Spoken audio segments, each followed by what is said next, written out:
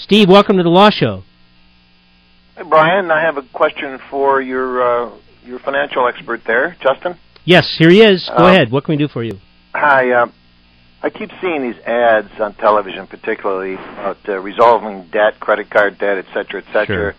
They seem to refer to a debt relief act, and they indicate that you have a right to settle for fractions of what you owe, and there's a window of time. And, you know, the banks got bailed out by the Fed, and now it's our turn. Is there anything in terms of like a right?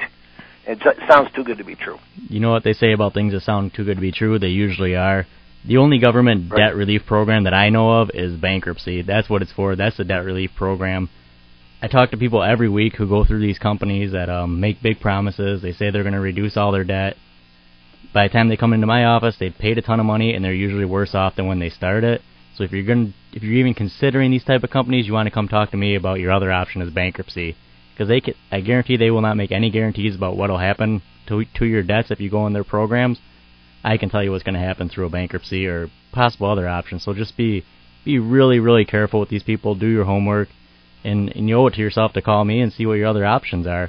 In fact, there was a company this week that was actually shut down and sued because they've taken in billions of dollars over the last year, and they haven't done anything for anyone. So they've been shut down, and these kind of companies get shut down every week. So you got to be really, really careful.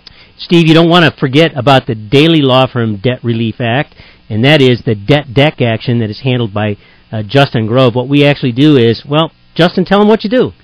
That's just what we were talking about earlier, where we take the fight to the creditors and we make them prove that it's your debt. And a lot of times they can't come up with a contract, and we've been able to get a lot of these things dismissed through that way. So that's just another alternative to try to reduce your debt.